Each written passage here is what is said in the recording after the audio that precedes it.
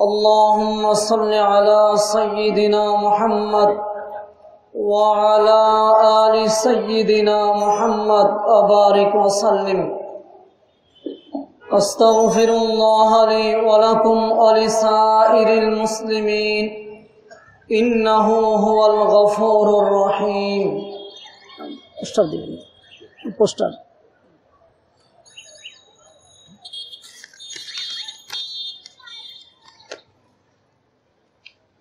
नायबे अमीरुल मुजाहिदीन शेखुल हदीस अलहाज हजरत मौलाना मुफ्ती सैयद मोहम्मद फैजुल करीम पीर कामिल चरमनाई हुजूरेर आगमन उपलक्षे विशाल ओयाज ओ दुआर महफिलेर प्रथम दिनेर चलती अधिवेशनेर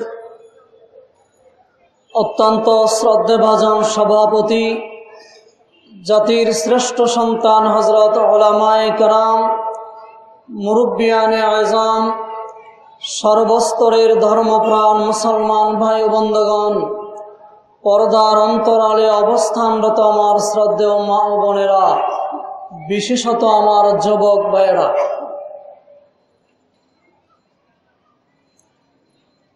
अल्लाह जेदिन कियामतेर माठे বিচারের মসনদে যেদিন আল্লাহ বসবেন ওই দিনের ভয়াবহ পরিস্থিতির বিবরণ দিতে গিয়ে শেখ আব্দুল কাদের জিলানী রহমতুল্লাহ আলাইহি লিখেন ওই দিনের পরিস্থিতিটা এত ভয়াবহ হবে আল্লাহর জলিলুল কদর পয়গম্বর হযরতে ঈসা আলাইহিস সালাতু ওয়াস সালামের শরীরের পশমের গোড়া দিয়ে ঘামের পরিবর্তে রক্তের ফোঁটা মাটিতে টপ টপ করে পড়তে থাকবে। সেদিন আল্লাহ মূলত সমস্ত মানুষের বিচার করবেন দুইটা পদ্ধতিতে। বিচারের একটা পদ্ধতির নাম হবে দয়ার বিচার, বিচারের আরেকটা পদ্ধতির নাম হলো আইনের বিচার। মূলত দয়ার বিচার ছাড়া কেউ জান্নাতে যেতে পারবে না, আইনের বিচার হলে কেউ জাহান্নাম থেকে রেহাই পাবে না। দয়ার বিচার ছাড়া কেউ জান্নাতে যেতে পারবে না, আইনের বিচার হলে কেউ জাহান্নাম থেকে রেহাই পাবে না। তাই দয়ার বিচার কাকে বলে, আইনের বিচার কাকে বলে, কাদের সাথে আল্লাহ দয়ার বিচার করবেন আর কাদের সাথে আল্লাহ আইনের বিচার করবেন, দয়ার বিচার কাকে বলে, আইনের বিচার কাকে বলে, বিষয়গুলো বোঝার জন্য ছোট ছোট কয়েকটা দৃষ্টান্ত আপনাদের সামনে তুলে ধরব। হাদিসের একটি প্রসিদ্ধ কিতাব আত-তারগীব ও তারহিব নামক কিতাবের মধ্যে এসেছে, কিয়ামতের মাঠে আল্লাহ একদল লোককে ডাক দিয়ে বলবেন, ও আমার বান্দা, তোমার আমল নামায় অনেকগুলো ছোট ছোট গোনা দেখা যায়। আল্লাহ যখন বান্দাকে বলবেন তোমার আমল নামায় ছোট ছোট কিছু গোনা দেখা যায়, লজ্জায় বান্দার মাথাটা নত হয়ে যাবে। একটা পর্যায়ে গিয়ে বান্দা বেহুশ হইয়া মাটিতে পড়ে যাবে। আল্লাহ বান্দার কানে কানে বলবেন, ও আমার বান্দা, যাও তোমার জিন্দেগির ছোটখাটো গুনাহগুলি আমি আল্লাহ মাফ করে দিলাম। তখনও বান্দার হুশ পুরোপুরি ফিরে আসবে না। এরপরে আবার আল্লাহ বলবেন, ও আমার বান্দা, তোমার গুনাহগুলো মাফ করে দেওয়ার পরে যেই জায়গাটা ফাঁকা হয়ে গেছে, এই ফাঁকা জায়গাটা আমি আল্লাহ নেকি দিয়া বদলায়া দিলাম। তখন বান্দার পুরাপুরি হুশ ফিরে আসবে। বান্দা একটা সহজ কথা বের করবেন, আল্লাহ তো আমার জিন্দিগির ছোট ছোট গুনার কথা বলেছেন, অথচ আমার জীবনে অনেক বড় গুনাহ রয়ে গেছে। ওই গুনাহগুলোর ব্যাপারে আল্লাহ তো কিছুই বলেন নাই। তাই বান্দা একটা সহজ সূত্র বের করবেন, ছোট গুনার পরিবর্তে যদি নেকি পাওয়া যায়, নেকিটাও ছোট হবে। তাই আমার তো জীবনে অনেক বড় বড় গুনাহ আছে, ছোট গুনার পরিবর্তে যদি ছোট নেকি পাওয়া যায়, বড় গুনার পরিবর্তে কি বড় নেকি পাওয়া যাবে না? এবার বান্দা আল্লাহর কানে কানে বলবে, ওগো আল্লাহ, ছোট গুনার পরিবর্তে যদি ছোট নেকি পাওয়া যায়, বড় গুনার পরিবর্তে তো বড় নেকি পাওয়া যাওয়ার কথা। বান্দার এই কথা শুনে আল্লাহ মুস্কি হেসে দিবেন। আল্লাহ ডাক দিয়া বলবেন, ও আমার বান্দা, যাও, তোমার জিন্দিগির বড় বড় গুনাহগুলোর পরিবর্তে আমি আল্লাহ বড় নেকি দিয়া বদলায়া দিলাম। বুঝে থাকলে বলুন, এটা কি আইনের বিচার হলো না দয়ার বিচার? এটা দয়ার বিচার। দয়ার বিচারের আরেকটা দৃষ্টান্ত, এক লোকের আমলনামা যখন মিজানের পাল্লায় রেখে ওজন দেওয়া হবে, দেখা যাবে তার গুনাহ এত বেশি, নেকি এত কম, গুনার পাল্লাটা ভারী হইয়া জমিন সমান নিচে নেমে গেছে, নেকির পাল্লাটা হালকা হইয়া আকাশ সমান উপরে চলে গেছে। কাজেই ফেরেশতারা লোকটাকে জাহান্নামের বেড়ি পড়ায়া জাহান্নামের দিকে যখন নিতে থাকবে, আল্লাহ ডাক দিয়া বলবেন, ও ফেরেশতারা, আমার বান্দাকে কোথায় নিয়ে যাও? ফেরেশতারা জবাব দিবেন, ওগো আল্লাহ, আপনার বান্দার আমল নামায় নেকি কম, গুনাহ বেশি, তাই আমরা জাহান্নামে নিয়ে যাই। আল্লাহ বলবেন, ফেরেশতারা রে, আমার বান্দার আমল নামায় কি ঈমানের কালিমা লা ইলাহা ইল্লাল্লাহু মুহাম্মাদুর রাসূলুল্লাহ, এই কালেমাটা কি আমার বান্দার আমল নামায় নাই? ফেরেশতারা বলবেন, আছে। আল্লাহ বলবেন, একটা কাগজে লিখো। এই কালেমাটা কাগজে লিখে তার নেকির পাল্লায় কাগজটা রেখে এবার আমি আল্লাহর সামনে আবার ওজন দাও। আপনাদের কি ধারণা ইমানের এই কালেমার ওজন কত? জুলফিকার আহমদ নকশবন্দি দামাত বারাকাতুম লিখেন, কোন মানুষ যখন এই জমিনে বসে ইমানের কালেমা একবার উচ্চারণ করে, আল্লাহ আকাশের ফেরেশতাদেরকে লক্ষ্য করে বলেন, ও ফেরেশতারা, আমার বান্দা ইমানের কালেমা জমিনে বসে উচ্চারণ করেছে, ফাতাকাল্লাহু লাহু সামাআ ফাতকা, ফেরেশতারা রে, আসমানটা ফাটায়া দাও, আমার বান্দাকে আমি আল্লাহ সরাসরি সচক্ষে দেখতে চাই। মুফাসসিরিনে কেরাম এই কালেমার মর্মার্থ লিখেন, লা নিদ্দা লাহু ওয়ালা জিদ্দা লাহু ওয়ালা শিবহা লাহু ওয়ালা শাবিহা লাহু। এই কালেমা হলো, এই কালেমা এমন কালেমা, লা নিদ্দা লাহু ওয়ালা জিদ্দা লাহু, আল্লাহ হলেন এমন সত্তা, তার কোনো তুলনা চলে না, তার সমকক্ষ কেউ নাই, তার সাথে কারো দৃষ্টান্ত চলে না, কাউকে দিয়ে তার সাথে তুলনা করা যায় না।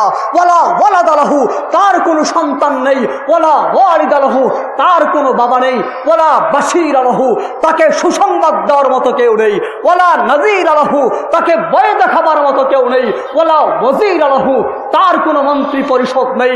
তাবারাকাল্লাযী বিয়াদিল মুলক, গোটা পৃথিবীর রাজত্বের মালিকানা একমাত্র আল্লাহর হাতে। যাকে ইচ্ছা তাকে বাদশা বানান, যাকে ইচ্ছা তাকে বাঙ্গা ঠাল দিয়া রাস্তার মধ্যে বসায় দেন। ইয়ারজু কুল্লু শাইইন, পৃথিবীর কেউ কিছু করতে পারে না কাউকে ছাড়া। আল্লাহ হলেন তিনি সবকিছু করতে পারেন কাউকে ছাড়া। ওহুয়া হাক্কা ইউরকা, তাই আমার আল্লাহ হলেন মানুষের রূপের একমাত্র উপযুক্ত। ওয়ায়ালামু মা ফিস সুদূর, মানুষ তার মনে মনে মনে কি কল্পনা করে আমার আল্লাহ তাও জানেন। ওয়ায়ালামু মা তুখফি সুদূর ওয়া মা ফিল উয়ুন, মানুষ তার চোখের ইশারায় কি বোঝাতে চান আমার আল্লাহ তাও জানেন। ওয়ায়ালামু আমওয়াজাল বিহার, সাগরের মধ্যে কয়টা ঢেউ ওঠে এই খবর আল্লাহ জানেন। ওয়ায়ালামু আসকালাল জিবাল, পাহাড়ের ওজন কত এই খবর আল্লাহ জানেন। ওয়ায়ালামু আওরাকাল আশজার, গাছের মধ্যে কয়টা পাতা আছে এই খবর আমার আল্লাহর কাছে আছে। তাই আমার আল্লাহ হলেন ওয়াহু আহাক্কা ইউসজাদ, মানুষের সাজদা পাওয়ার একমাত্র উপযুক্ত হলেন আল্লাহ। আল্লাহ বলবেন ও ফেরেশতারা, ঈমানের এই কালেমাটা তার নেকির পাল্লায় রেখে আমার সামনে আবার ওজন দাও।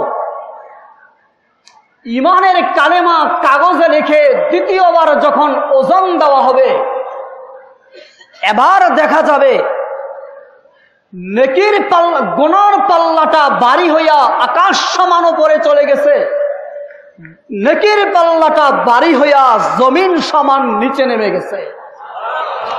এবার আল্লাহ বলবেন ও ফেরেশতারা, এই রূপটাকে সোজা জান্নাতে পৌঁছায়া দাও। বুঝে থাকলে বলুন, এটা কি আইনের বিচার না দয়ার বিচার? দয়ার বিচার। এবার আসুন আইনের বিচারের একটা দৃষ্টান্ত। আল্লাহর জলিলুল কদর পয়গম্বর হযরত ইব্রাহিম আলাইহিস সালাতু সালামের বাবা আজর কিয়ামতের মাঠে নবী ইব্রাহিমকে বলবেন, ও আমার কলিজার টুকরা সন্তান, তোমার আল্লাহ আজকে আমার ব্যাপারে জাহান্নামের চূড়ান্ত সিদ্ধান্ত করে দিয়েছে। তুমি তো আল্লাহর একজন জলিলুল কদর পয়গম্বর, একজন সিনিয়র নবী, তুমি তোমার আল্লাহর কাছে আমি তোমার বাবা এই হিসাবে আমার জন্য একটু সুপারিশ করো।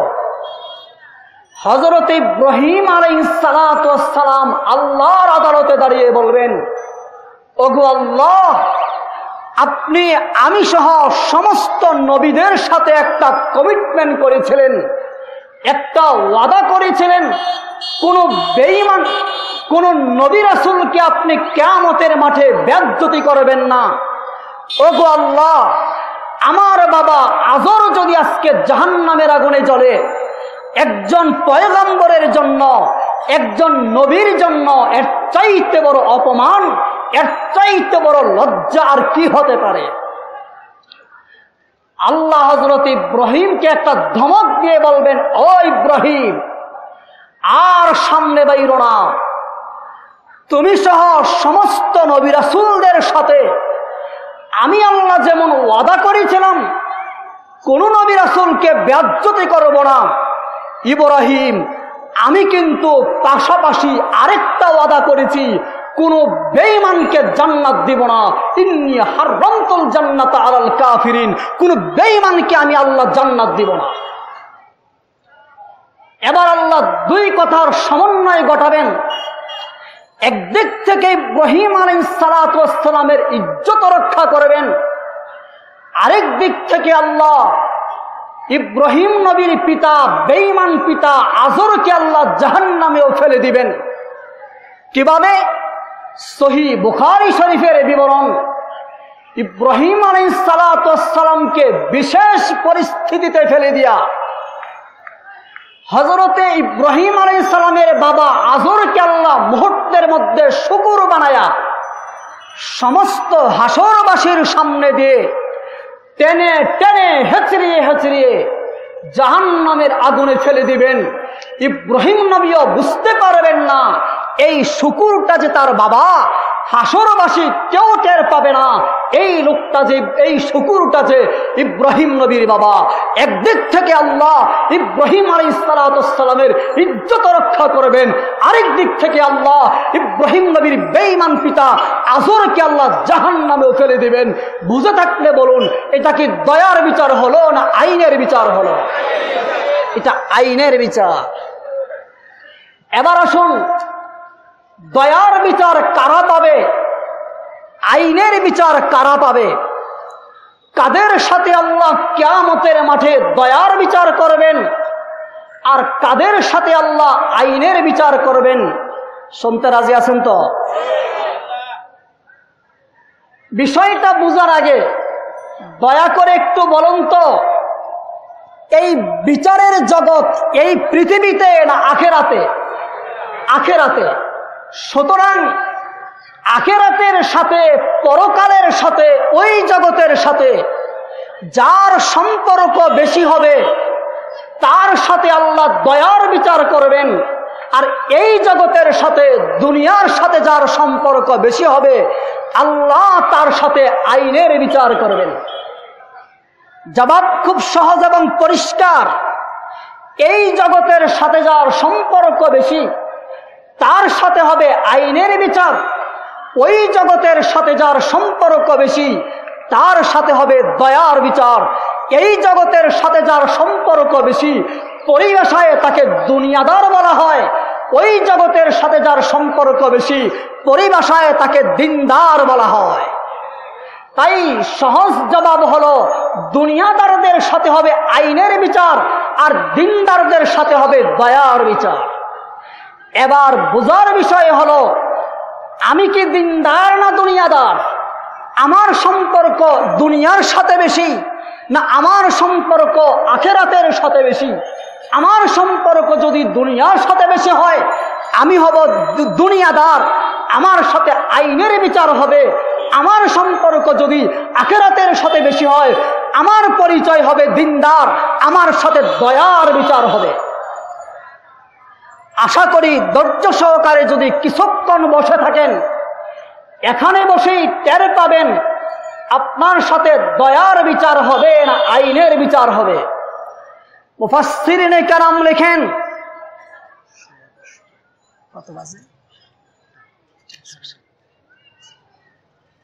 মুফাসসিরিনে কেরাম লেখেন, চারটা স্কেল, চারটা আলামত, চারটা মাপকাঠি দিয়ে যাচাই করা যাবে, প্রমাণ দেওয়া যাবে, বোঝা যাবে আমার সম্পর্ক দুনিয়ার সাথে বেশি না আমার সম্পর্ক আখেরাতের সাথে বেশি। চারটা স্কেলের আলোকে, চারটা থার্মোমিটারের মাধ্যমে আপনারা এখানে বসেই যাচাই করতে পারবেন আমার মধ্যে দুনিয়ার সম্পর্ক বেশি না আখেরাতের সম্পর্ক বেশি, আমি কি দিনদার না দুনিয়াদার। মুফাসসিরিনে কেরাম লেখেন, চারটা আলামত যার মধ্যে পুরোপুরি পাওয়া যাবে এই লোকটা পুরোপুরি দিনদার।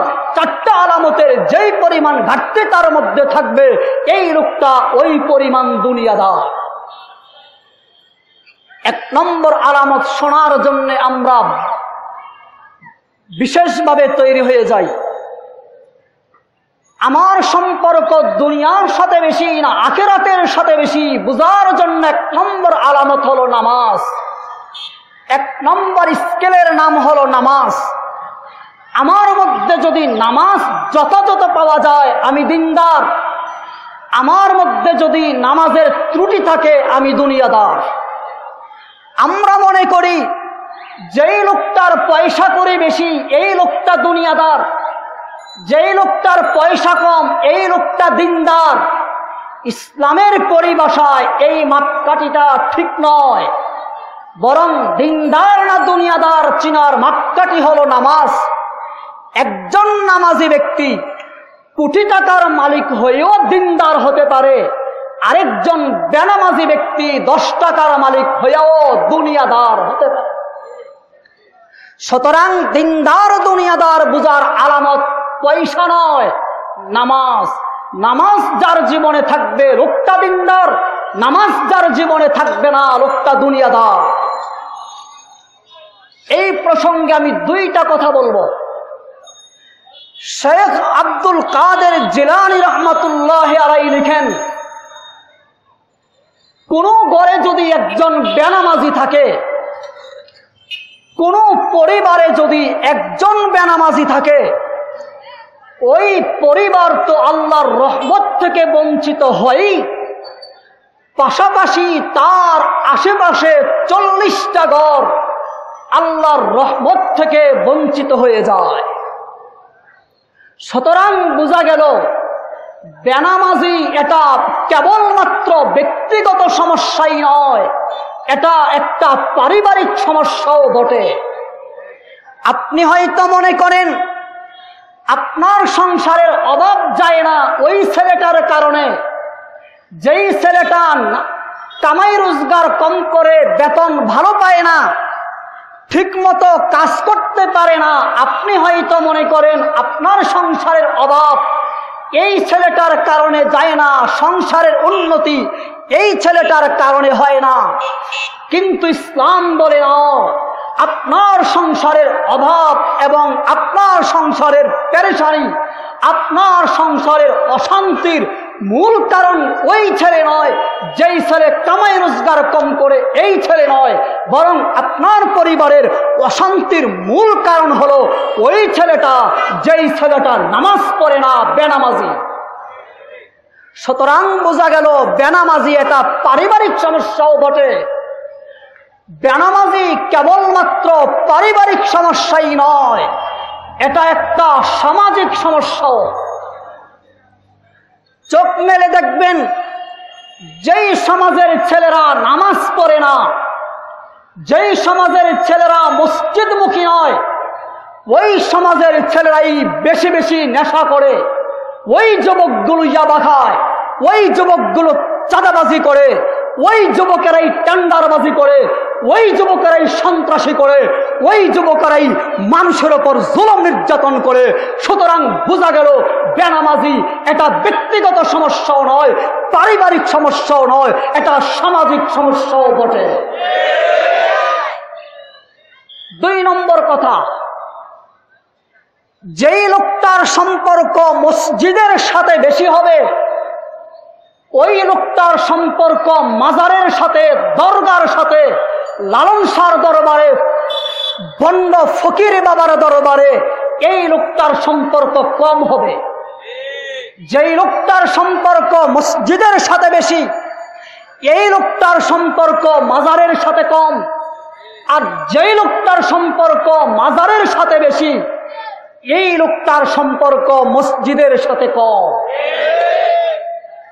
এজন্যই দেখবেন সমাজের যেই মানুষগুলো বেশি বেনামাজি, এই বেনামাজিরাই হয়তো দেওয়ানবাগির কাছে যায়, এই বেনামাজিরাই আট্রসির কাছে যায়, এই বেনামাজিরাই কাদিয়ানির কাছে যায়। কোন হকপন্থী পীরের মুরিদ যারা নামাজ পড়ে, যাদের আপদমস্তক নবীর সুন্নত আছে, পাগড়ি আছে, মেসওয়াক আছে, দেখবেন কখনো এরা মাজারে যায় না, দেওয়ানবাগির কাছে যায় না, আট্রসির কাছে যায় না, কুতুববাগির কাছে যায় না, রাজারবাগির কাছে যায় না। এদের মুখে দেখবেন ইল্লাল্লাহর জিকির, এদের থুতায় দেখবেন দাড়ি, মাথায় দেখবেন পাগড়ি, হাতে দেখবেন মেসওয়াক। ঠিক না ঠিক চিল্লায় বলে। সুতরাং যাদের সম্পর্ক মসজিদের সাথে বেশি, তাদের সম্পর্ক মাজারের সাথে কম। যাদের সম্পর্ক মাজারের সাথে বেশি, তাদের সম্পর্ক মসজিদের সাথে কম। অতি প্রাসঙ্গিকভাবে আরেকটা কথা না বললেই নয়, অভিজ্ঞতার আলোকে প্রমাণিত, কোন বেনামাজি ঈমান নিয়ে মরতে পারে না। হয়তোবা লালন শাহর গান গাইতে গাইতে মারা যায়, মাজারে মাজারে, দরগায় দরগায় ঘুরে ঘুরে মারা যায়, কোন বেনামাজি ঈমান নিয়ে মরতে পারে না। আমার সম্পর্ক দুনিয়ার সাথে বেশি না আমার সম্পর্ক আখিরাতের সাথে বেশি, এটা বুঝার 1 নম্বর আলামতের নাম কি? নামাজ। আমরা মনে করি যেই লোকটা বিপদ আপদে টেনশনে আছে, হয়তো এই লোকটার উপরেই আল্লাহর গজব, এই লোকটা আল্লাহর অসন্তুষ্টিতে পড়ে আছে। আসলে এই কথাটা পুরোপুরি ঠিক নয়। বিপদ আপদ আল্লাহর অসন্তুষ্টির আলামত হতেও পারে, নাও হতে পারে। কারণ আল্লাহ মানুষের ওপর মাঝে মাঝে বিপদ দেন মূলত 2 কারণে। কয় কারণে? আরেকটু জোরে কোন? 2 কারণে। একটা কারণ হলো মানুষ যখন পাপ করতে করতে পাপের বোঝা যখন ভারী হয়ে যায়, পাপের পাল্লাটা যখন ভারী হয়ে যায়, আল্লাহ তাকে সতর্ক করার জন্য মাঝে মাঝে একটু বিপদ দেন।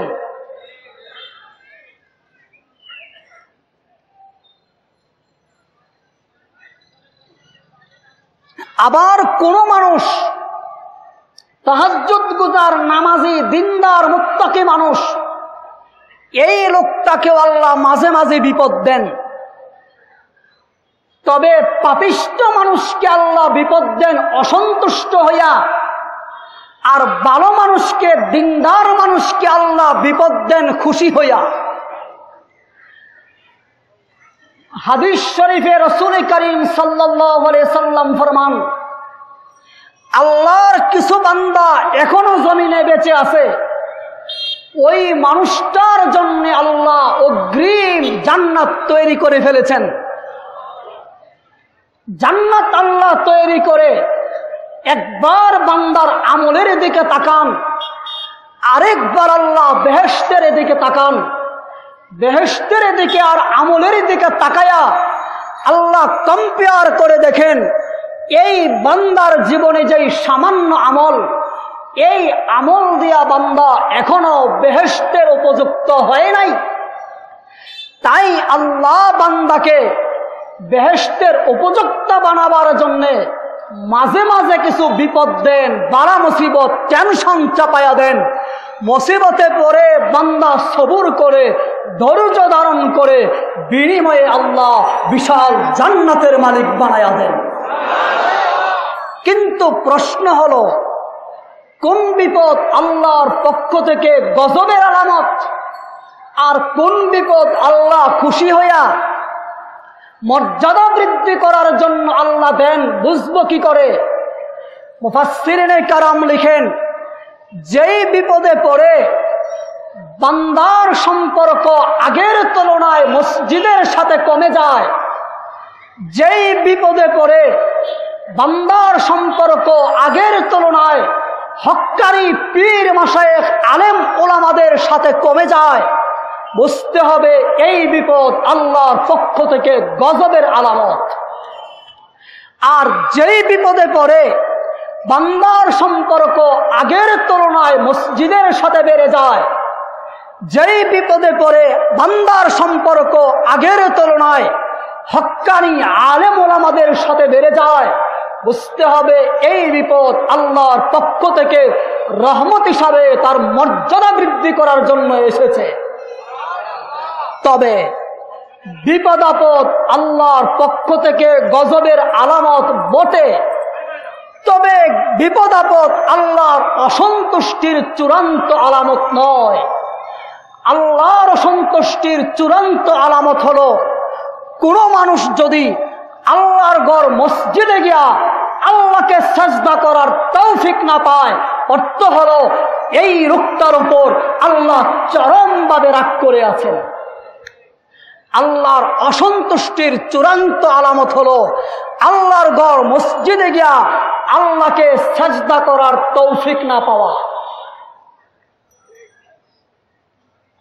আমার সম্পর্ক দুনিয়ার সাথে বেশি না আখিরাতের সাথে বেশি, আমি দিনদার না দুনিয়াদার, এটা বুঝার 2 নম্বর স্কেল, 2 নম্বর আলামত হলো ইস্তেগফার, তওবা।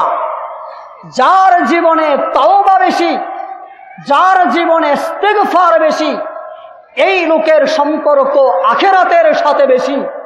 যার জীবনে তওবা কম, ইস্তেগফার কম, এই লোকের সম্পর্ক দুনিয়ার সাথে বেশি। মূলত সকল সমস্যার সমাধান হলো তওবা, সকল সমস্যার মূল সমাধান হলো ইস্তেগফার।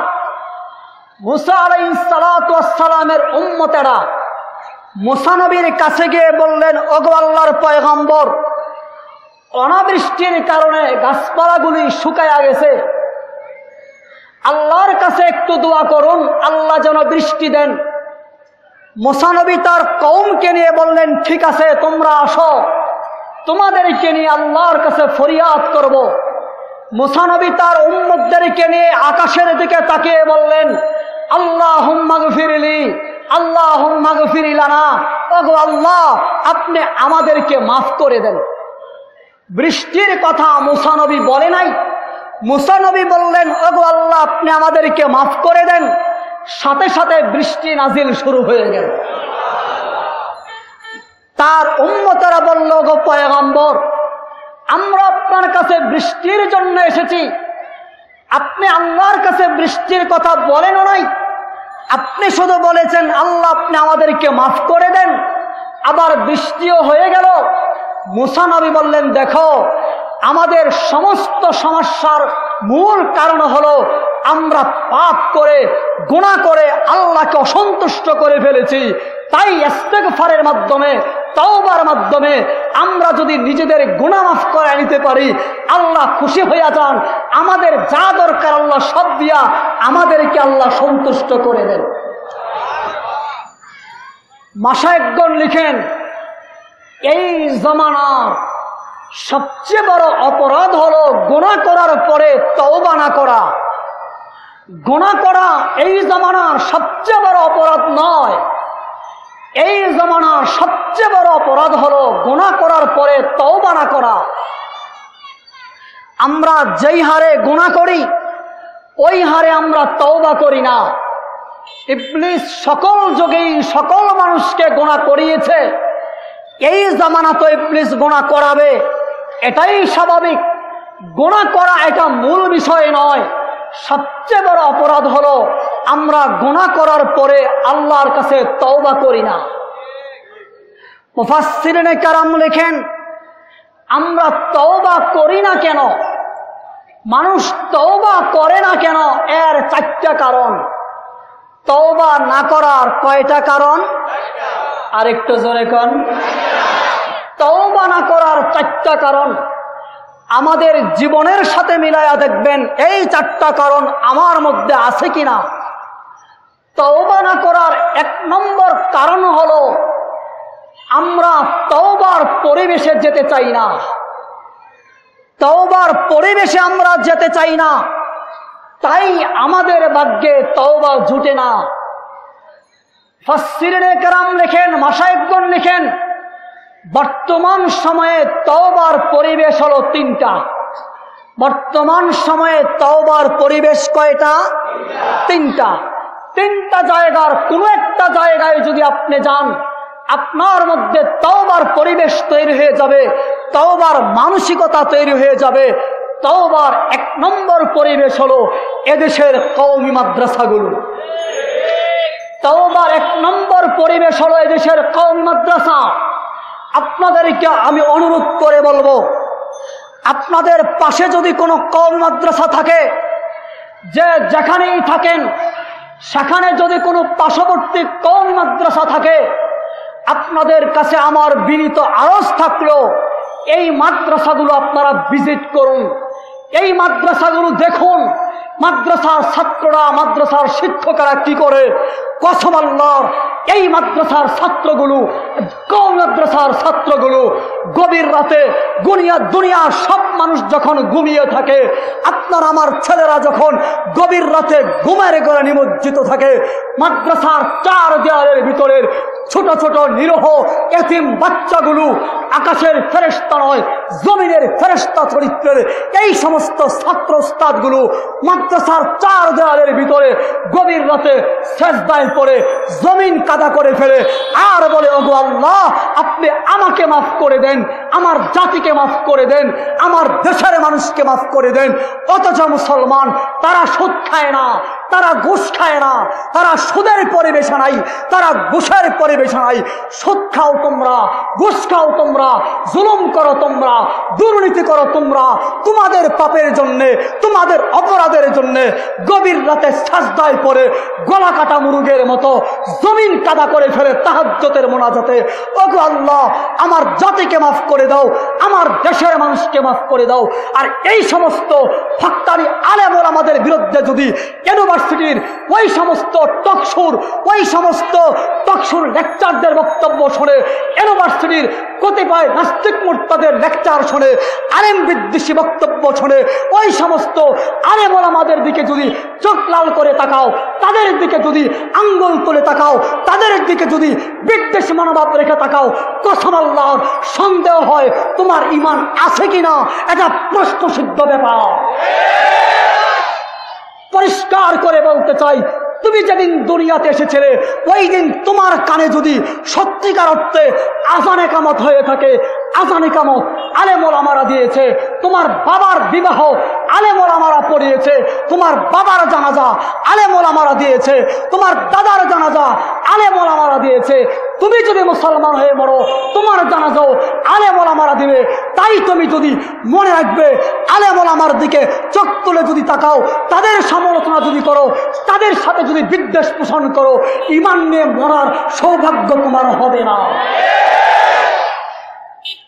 এই ভারত উপমহাদেশের একজন বিখ্যাত মুফতি, যার ফতোয়া তামাম উপমহাদেশ সহ গোটা পৃথিবীতে স্বীকৃত, মুফতি মুহাম্মদ শফি রহমাতুল্লাহ আলাইহি লিখেন, বর্তমান দুনিয়াতে ইসলাম আর মুসলমানদের ওপর বহুমুখী চক্রান্ত, বহুমুখী ষড়যন্ত্র চলছে।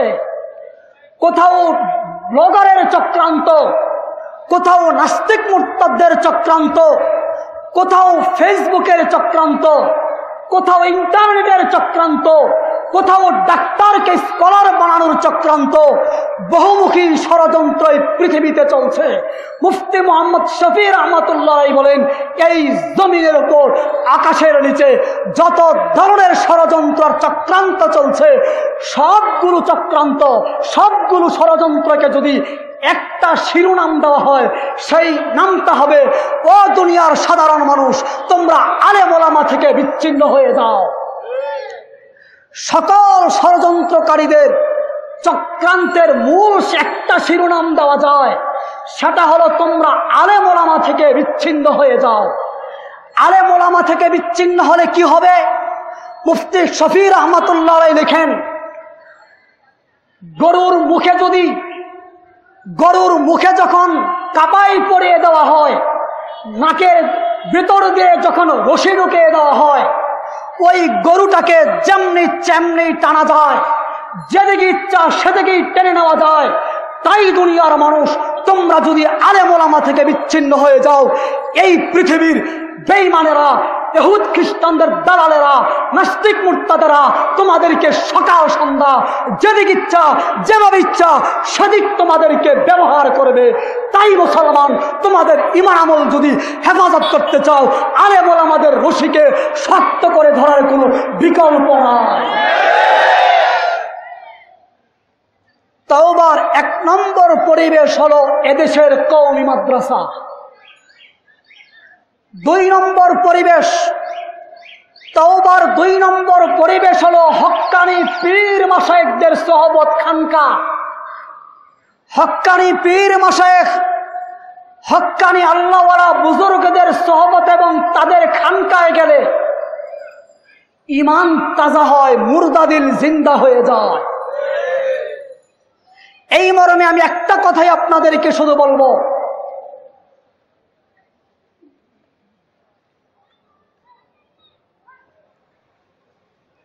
মুফতি মুহাম্মদ শফি রহমাতুল্লাহ আলাই, হাকিমুল উম্মত মুজাদ্দিদে মিল্লাত মাওলানা আশরাফ আলী থানভী রহমাতুল্লাহর কাছে গিয়ে বলেন, হুজুর,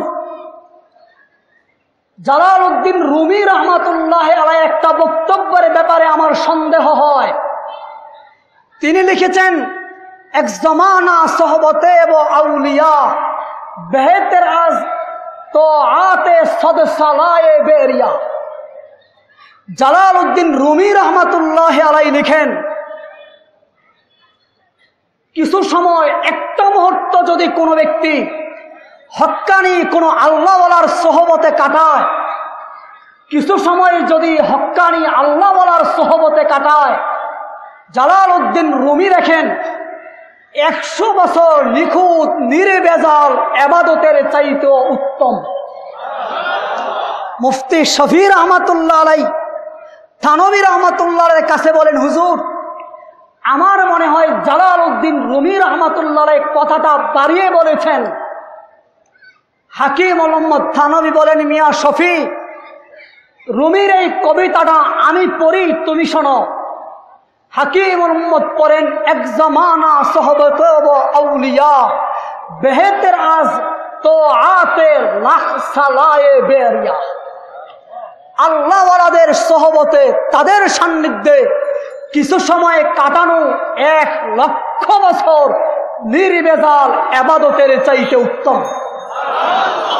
মুফতি শফি বলেন, হুজুর 100 বছরের কথাই তো আমার বুঝে আসলো না, আপনি 1,00,000 বছরের কথা বললেন, এটা তো আরো বুঝে আসে না।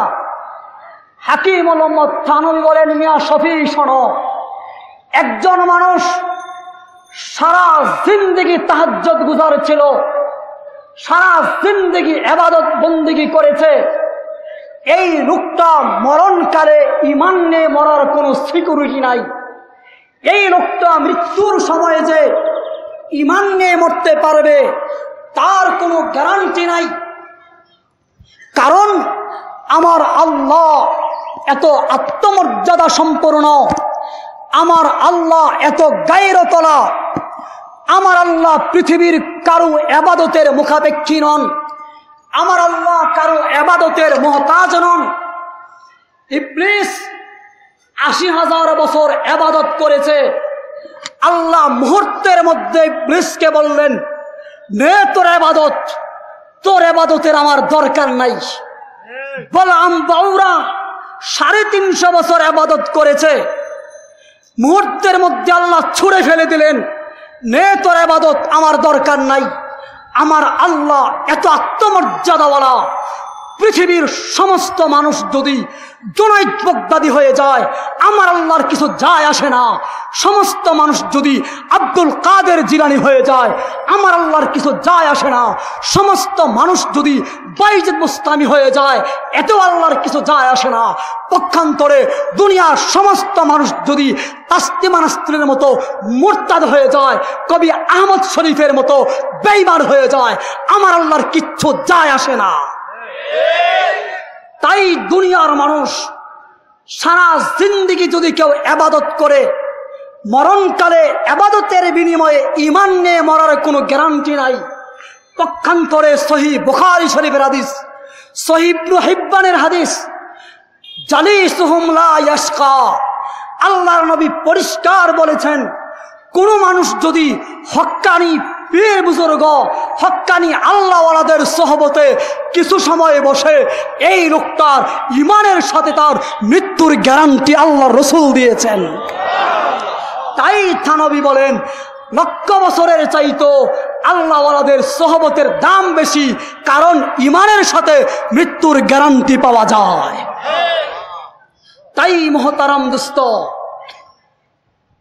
শাইখুল হাদিস হযরত মাওলানা জাকারিয়া রহমাতুল্লাহ আলাইহি, যিনি গোটা দুনিয়ার শাইখুল হাদিস, শাইখুল হাদিস হযরত মাওলানা জাকারিয়া রহমাতুল্লাহ আলাইহি তার নিজের লিখিত কিতাব আত্মজীবনী আবৃত্তি, সেই কিতাবে তিনি উল্লেখ করেছেন, তোমার উপর আল্লাহ খুশি না বেজার, তোমার উপর আল্লাহ সন্তুষ্ট না অসন্তুষ্ট, এটা বুঝার একটা মাপকাঠি আছে, বুঝার একটা আলামত আছে। সেই আলামতটা হলো, তোমার কাছে যদি এই জমানার ওলিয়া উলিয়া, এই জমানার আলেম ওলামা যদি তোমার কাছে ভালো মনে হয়, আলেম ওলামাদের ভালো গুণগুলো যদি তোমার চোখে লাগে, তোমার চোখে ভেসে ওঠে, বুঝতে হবে তোমার উপর আল্লাহ খুশি আছেন। আর তোমার চোখে যদি আলেম ওলামাদের দোষগুলো বাসে, তোমার চোখে যদি আলেম ওলামাদের খারাপ দিকগুলো বাসে, আলামত হলো তোমার উপর আল্লাহ অসন্তুষ্ট আছেন। প্রতিটা রাষ্ট্রের চৌহদ্দির হেফাজতের জন্য একটা প্রতিরক্ষা বাহিনী আছে, ঠিক তেমনি ভাবে ইসলামের সীমারেখা, ইসলামের চৌহদ্দির হেফাজতের একটা বাহিনী আছে। এই বাহিনীটার নাম হলো উলামায়ে কেরাম। মুসলমান উলামায়ে কেরাম তো এই জামাতের নাম, যারা রাসূলুল্লাহ সাল্লাল্লাহু আলাইহি সাল্লামের উপর নাজিলকৃত পবিত্র 30 পারা কোরআন 1400 বছর পর্যন্ত সিনার মধ্যে ধারণ করে যুগের পর যুগ আপনাদের পর্যন্ত পৌঁছে দিয়েছেন উলামায়ে কেরাম। ওই জামাতের নাম রাসূলুল্লাহর 10 লক্ষের অধিক সহিহ হাদিসগুলোকে সিনার মধ্যে ধারণ করে যুগের পর যুগ আপনাদের কাছে 1500 বছর পরেও পৌঁছে দিয়েছেন উলামায়ে কেরাম। ওই জামাতের নাম যারা রাসূলুল্লাহর পাগড়ির হেফাজত করেছেন উলামায়ে কেরাম। ওই জামাতের নাম যারা নবীজির টুপির হেফাজত করেছেন উলামায়ে কেরাম। ওই জামাতের নাম যারা নবীর দাড়ির হেফাজত করেছেন উলামায়ে কেরাম। ওই জামাতের নাম যারা রাসূলুল্লাহর জিহাদের হেফাজত করেছেন, যারা নবীজির তাসকিয়ার হেফাজত করেছেন, যারা নবীজির সুন্নতের হেফাজত করেছেন। আরে উলামায়ে কেরাম, ওই জামাতের নাম যেদিন এই উপমহাদেশের মাটিতে ইংরেজের বাচ্চারা মুসলমানদের ঈমান আমলকে ছিনিয়ে নেওয়ার জন্য এসেছিল, ওই দিন দিল্লি থেকে পেশোয়ার পর্যন্ত 10,000 উলামায়ে কেরাম ফাঁসির কাষ্টে ঝুলেছেন। ইংরেজদের কাছে মুসলমানদের ঈমান ছিনিয়ে নেওয়ার সুযোগ দেয় নাই উলামায়ে কেরাম। ওই জামাতের নাম যাদেরকে পয়সা দিয়া কিনা যায় না, যাদেরকে টাকা দিয়া কিনা যায় না, যাদেরকে পয়সা দিয়া গোলাম বানানো যায় না, পদের লোভ দিয়া উলামায়ে কেরামকে বিক্রি করা যায় না।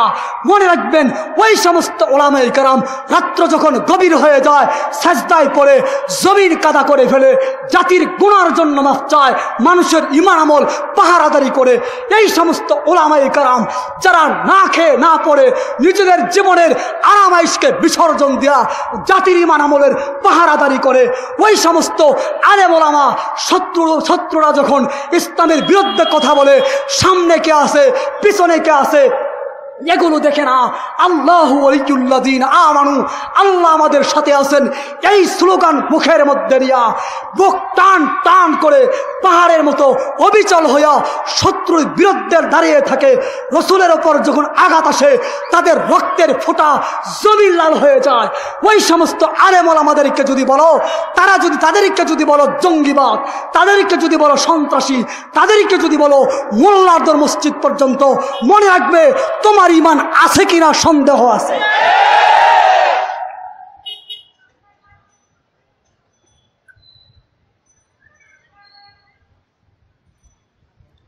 তওবার পরিবেশ 3 জায়গায় গেলে পাওয়া যায়। তওবার 1 নম্বর পরিবেশ হলো কওমি মাদ্রাসা, তওবার 2 নম্বর পরিবেশ হলো হক্কানি পীর মাশায়েখদের খানকা, তওবার 3 নম্বর পরিবেশ হলো দাওয়াত ও তাবলীগ। দাওয়াত ও তাবলীগের সাথে যদি কেউ জড়িয়ে যায়, আল্লাহর ফলে বেনামাজি নামাজি হয়, দাড়ি ছাড়া লোক দাড়ি রাখে, দিনদার মুত্তাকি হয়ে যায়। কত যুবক পূর্ব পশ্চিম চিন্ত না, মসজিদ চিন্ত না, মাদ্রাসা চিন্ত না, কিন্তু দাওয়াত ও তাবলীগের মেহনতের উসিলায় এই যুবকগুলো দেখলে মনে হয় যুগের জুনায়েদ বাগদাদি। এজন্য তওবার পরিবেশ কয় জায়গায় গেলে পাবেন? 3 জায়গায়। 3 জায়গার কোনো এক জায়গার সাথে যদি আপনি লেগে যান, ইনশাআল্লাহ তওবা নসিব হয়ে যাবে। এই ক্ষেত্রে আমার পরামর্শ হলো, মাদ্রাসাকে ভালোবাসবেন, আলেম ওলামাকে ভালোবাসবেন, হক্কানি পীর বুজুর্গদের সোহবত নেবেন, মাঝে মাঝে সময় সুযোগে দাওয়াত ও তাবলীগে সময় লাগাবেন। ইনশাআল্লাহ 3টা পরিবেশের সাথে, 3টা পাওয়ার হাউসের সাথে আপনার সম্পর্ক যখন হয়ে যাবে, ইনশাআল্লাহ আপনার ঈমান, আপনার তওবা আরো বেশি মজবুত হয়ে যাবে। তওবা আমরা করি না কেন? 4টা কারণ। 1 নম্বর কারণ হলো আমরা তওবার পরিবেশে যাই না। তওবার না করার 2 নম্বর কারণ হলো আল্লাহর দয়া সম্পর্কে আমরা উদাসীন, আল্লাহর দয়া সম্পর্কে আমরা নিরাশ। আমরা মনে করি আমাদের পাপ এত বেশি, আমার গুনাহ এত বেশি, আমার গুনাহকে আল্লাহ মাফ করবেন। এই যে আল্লাহর দয়া সম্পর্কে আমি নিরাশ হয়ে গেলাম, এই জন্য আমরা তওবা করতে চাই না। হাসান বসরি রহমাতুল্লাহ আলাইহি লিখেন, ও দুনিয়ার মানুষ, তুমি যদি সবচেয়ে বড় গুনাহগার হও, তোমার গুনাহ যদি সবচেয়ে বেশি হয়, হয়তো আকাশ পর্যন্ত যাবে। এরপরে তো তোমার গুনাহ আর উঠতে পারবে না। শুনে রাখো, তোমার গুনাহ যদি আকাশ পর্যন্ত চলে যায়, তোমার পাপ যদি আকাশ পর্যন্ত চলে যায়, আল্লাহর রহমতের দরিয়াতে যখন জোশ পয়দা হয়ে যাবে, আল্লাহর দয়ার সাগরে যখন ঢেউ উঠে যাবে, একটা ঢেউ এসে তোমার আকাশ সমান জিন্দেগির গুনাহগুলো মিটিয়ে দেবে। তওবা না করার 3 নম্বর কারণ হলো আল্লাহর দয়া সম্পর্কে অন্যায় আশা। আল্লাহর দয়া সম্পর্কে আমরা অন্যায় আশা করি। আমি গুনাহ করি, অসুবিধা কি? আল্লাহ তো গফুর ও গাফফার, আল্লাহ তো দয়াশীল, আল্লাহ মাফ করেই দিবেন। এই যে একটা আশা, মনে রাখবেন আল্লাহ দয়াশীল, এটা আপন জায়গায় যেমন সঠিক, আল্লাহর রাগও কিন্তু কম নয়, আল্লাহর গোসাও কিন্তু কম নয়। সুতরাং আল্লাহর দয়া যেন আমাকে গুনাহ না করায়, আমাকে যেন ধোঁকা না দেয়। আল্লাহর দয়া তো অনেক বেশি, তুমি মাপ পেয়ে যাইবা। আরে আল্লাহর বান্দা, এই চিন্তা তোমাকে কে ঢুকাইলো? এই চিন্তা, এই পরামর্শ তোমাকে কে দিল? খলিফাতুল মুসলিমিন, অর্ধ পৃথিবীর বাদশাহ ওমর ইবনে খাত্তাব রাদিয়াল্লাহু আনহু আল্লাহর ভয়ে এত পরিমাণ কাঁদতেন, তার চোখ দিয়া সব সময় চোখের পানি ঝরত। চোখের পানি পড়তে পড়তে জাহান্নামের ভয়ে চোখের পানি বের হতে হতে হযরত ওমরের গাল দুইটা পচন ধরে গেল। লোকেরা বলে, আমিরুল মুমিনিন হুজুর, আপনার গাল তো পচে গেছে, দেখতে খারাপ লাগে, কান্না কমায়া দেন অথবা গালের চিকিৎসা করেন।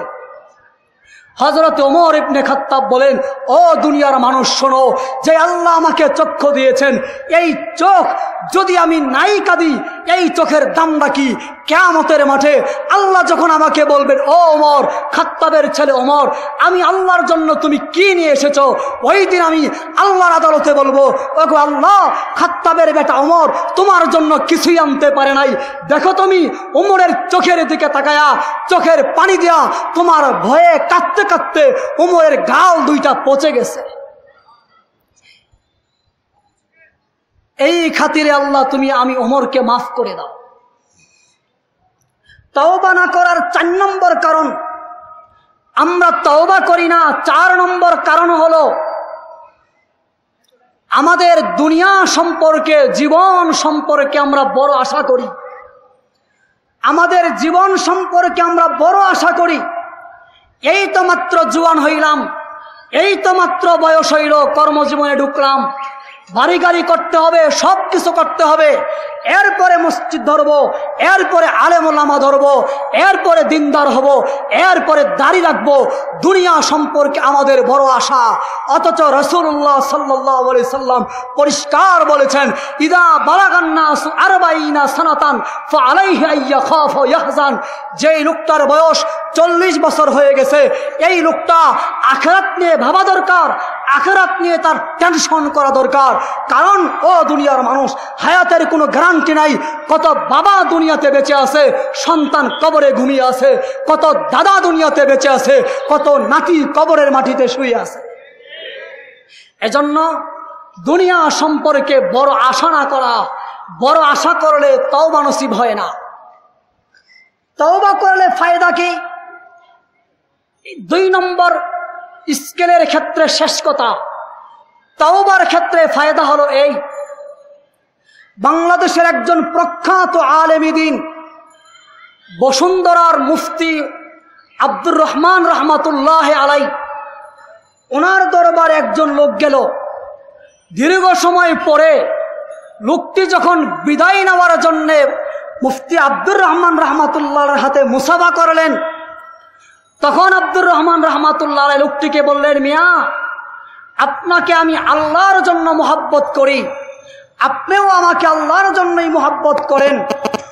তবে আমি এই কথা বলি না আপনি দাড়িটা রেখে দেন, তবে একটা কথা আপনাকে আমি বলবো, দাড়ি যদি আপনার রাখতে মনে না চায়, আপনি যখন দাড়ি কাটবেন, দাড়িটা কাটার আগে আপনি আস্তাগফিরুল্লাহ আস্তাগফিরুল্লাহ কয়েকবার বলার পরে আপনি দাড়িটা কাটবেন। লোকটি চলে গেল। উপস্থিত একজন আলেম জিজ্ঞাসা করলেন, হুজুর, লোকটি যখন দাড়ি কাটবে আস্তাগফিরুল্লাহ বলে দাড়ি কাটলে ফায়দাটা কি? মুফতি আব্দুর রহমান রহমাতুল্লাহ বলেন, দেখো, এই লোকটা যদি আস্তাগফিরুল্লাহ বলে দাড়িটা কাটে, তার মনে অন্তত একটা অনুভূতি আসবে, আমি যে পাপটা করেছি, আমি যে কাজটা করেছি, অন্যায় করেছি, অন্যায়টা সে অন্তত বুঝবে। আর কোনো মানুষ যদি অন্যায় বোঝার পরে আস্তাগফিরুল্লাহ পড়ে, ইনশাআল্লাহ মৃত্যুর আগে আল্লাহ তওবা নসিব করে দিবেন। আমি দিনদার না দুনিয়াদার, আমার সম্পর্ক দুনিয়ার সাথে বেশি না আখিরাতের সাথে বেশি, এটা বোঝার জন্য 3 নম্বর স্কেলটা শোনার জন্য আমরা মানসিক প্রস্তুতি নেই। আমার সাথে দয়ার বিচার হবে না আইনের বিচার হবে, এটা বোঝার জন্য 3 নম্বর স্কেল হলো আল্লাহর জিকির। 3 নম্বর স্কেলের নাম কি? আরেকটু জোরে কোন, আল্লাহর জিকির। রাসূলুল্লাহ সাল্লাল্লাহু আলাইহি সাল্লাম তার এক সাহাবীকে বলেন, ও সাহাবী, তুমি যদি কৃপণতার কারণে দান করতে না পারো, কাপুরুষতার কারণে যদি আল্লাহর রাস্তায় জিহাদ করতে না পারো, তাহলে তুমি আল্লাহর পবিত্র জিকির করো। কৃপণতার কারণে যদি দান করতে না পারো, কাপুরুষতার কারণে যদি জিহাদ করতে না পারো, তাহলে তুমি আল্লাহর জিকির করো। জিকিরের মাধ্যমে তোমার দান খয়রাতের ঘাটতি পুরা হয়ে যাবে। হাকিমুল উম্মত মুজাদ্দিদে মিল্লাত মাওলানা আশরাফ আলী থানভী রহমাতুল্লাহ আলাইহি লিখেন, একজন মানুষ জিকির করে, আরেকজন মানুষ জিকির করে না, এই 2 জন লোকের মধ্যে পার্থক্য হলো এই। তিনি একটা দৃষ্টান্ত দেন, একটা ঘরে যদি বিদ্যুতের লাইন সংযোগ দেওয়া থাকে, বাল্ব লাগানো থাকে, হঠাৎ করে যদি কারেন্টটা চলে যায়, বিদ্যুৎটা চলে যায়, ওই ঘরের লোকেরা অপেক্ষায় থাকবে কখন বিদ্যুৎ আসবে, কখন তাদের ঘরে বাতি জ্বলবে।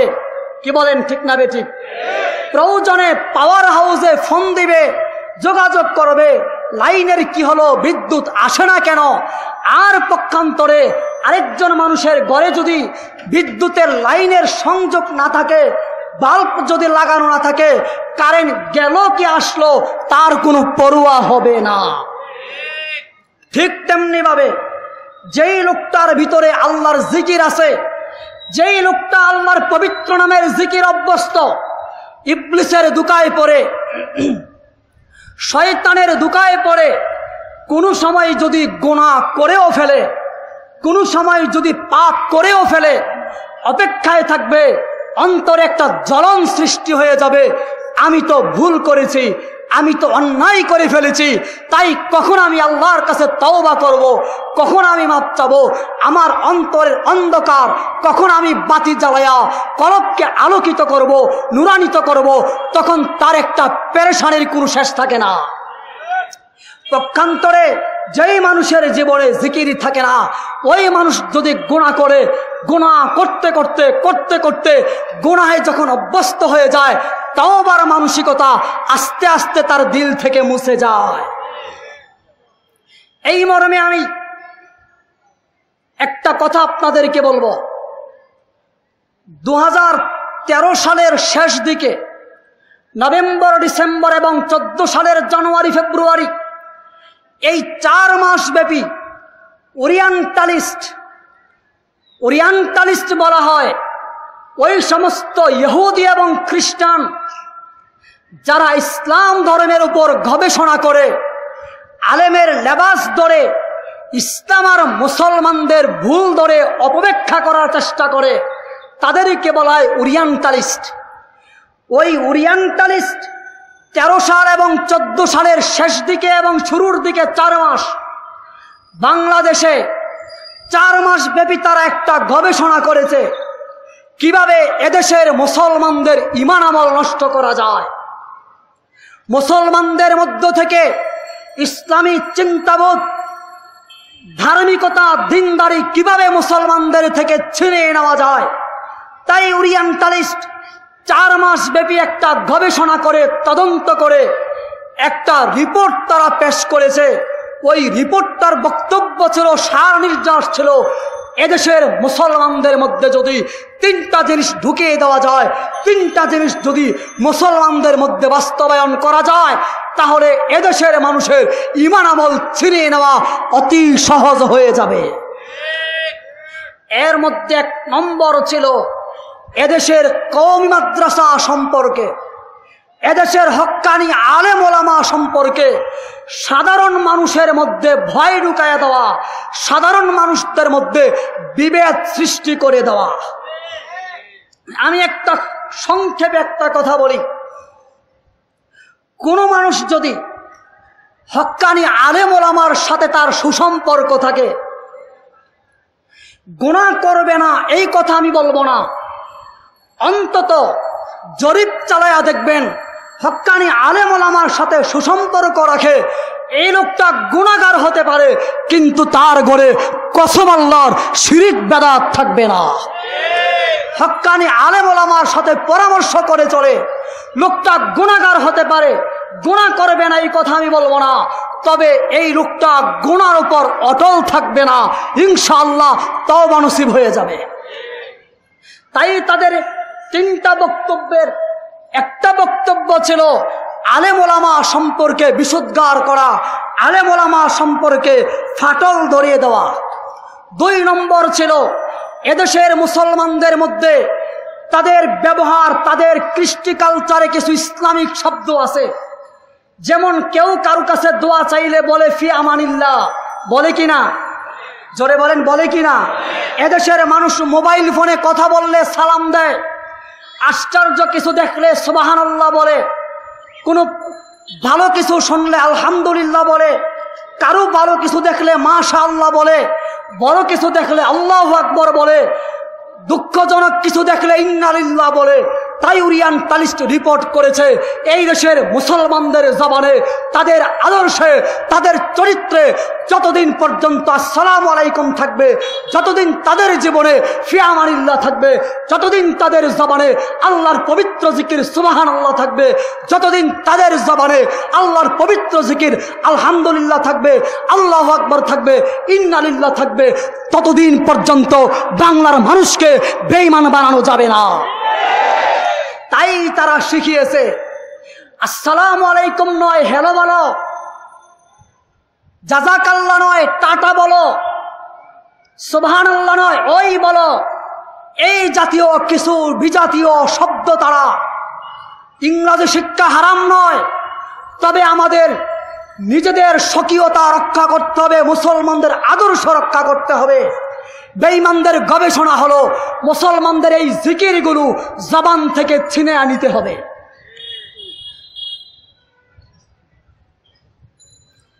তাদের 3 নম্বর রিপোর্ট ছিল বাংলাদেশের মহিলা মা বোনদেরকে পর্দা সম্পর্কে ভয় ঢুকায়া দিতে হবে, পর্দা সম্পর্কে তাদের বোঝা মনে করাতে হবে।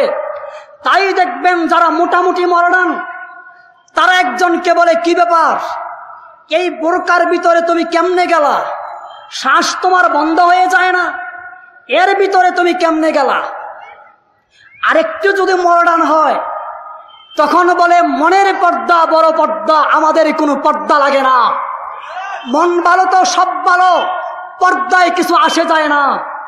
আরেকটু যদি মডার্ন হয় তখন বলে মনের পর্দাও নয়, এর উপরে গিয়ে বলে পর্দা ইসলামের উন্নতির পথে বাধা, পর্দাকে প্রগতির পথে বাধা মনে করে, পর্দাকে স্কুল কলেজের ক্ষেত্রে বাধা মনে করে, পর্দাকে শিক্ষার ক্ষেত্রে বাধা মনে করে, পর্দাকে রাষ্ট্রীয় উন্নতির ক্ষেত্রে বাধা মনে করে।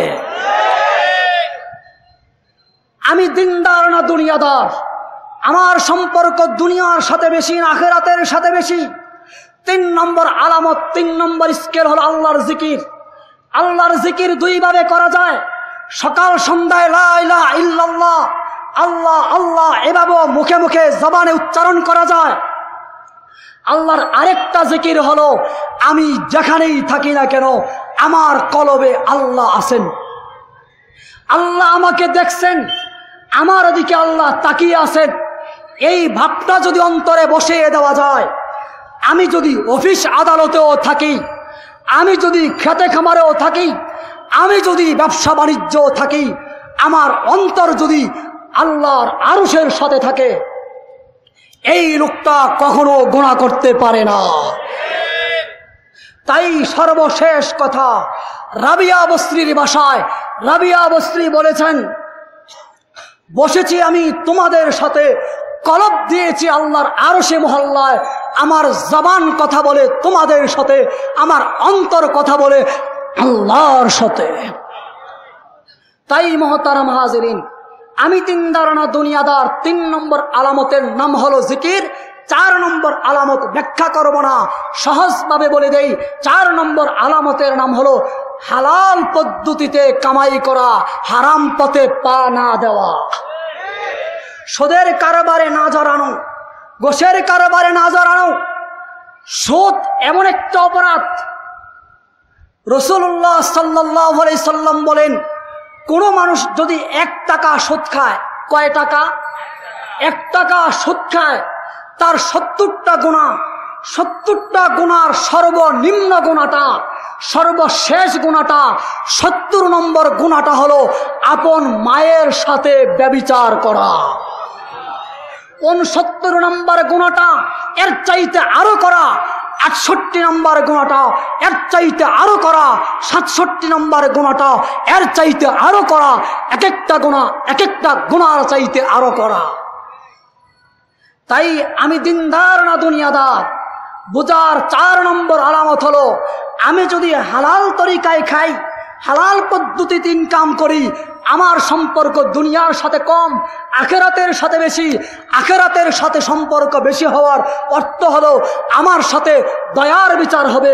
দুনিয়ার সাথে আমার সম্পর্ক বেশি হওয়ার অর্থ হলো আমার সাথে আইনের বিচার হবে। আশা করি আপনারা একটা হিসাব করতে পারবেন, আমার সাথে দয়ার বিচার হবে না আইনের বিচার হবে। 4টা আলামত যার জীবনে থাকবে, তার সাথে আল্লাহ দয়ার বিচার করবেন। 1 নম্বর আলামতের নাম নামাজ, 2 নম্বর আলামতের নাম তওবা, 3 নম্বর আলামতের নাম আল্লাহর জিকির, 4 নম্বর আলামতের নাম হলো হালাল তরিকায় খাওয়া। এই 4টা আলামত যদি আমার মধ্যে থাকে, দুনিয়ার সাথে আমার সম্পর্ক কম, আখিরাতের সাথে বেশি, আমার সাথে দয়ার বিচার হবে। 4টা আলামতের যেই পরিমাণ ঘাটতি আমার মধ্যে থাকবে, আমার সম্পর্ক দুনিয়ার সাথে বেশি, আখিরাতের সাথে কম, আমার সাথে আইনের বিচার হবে। আল্লাহ আমাদের সকলকে বোঝার এবং আমল করার তৌফিক দান করুন। ওয়া আখিরু দাওয়ানা আনিল হামদুলিল্লাহি রাব্বিল আলামিন। আসসালামু আলাইকুম ওয়া রাহমাতুল্লাহি ওয়া বারাকাতুহু।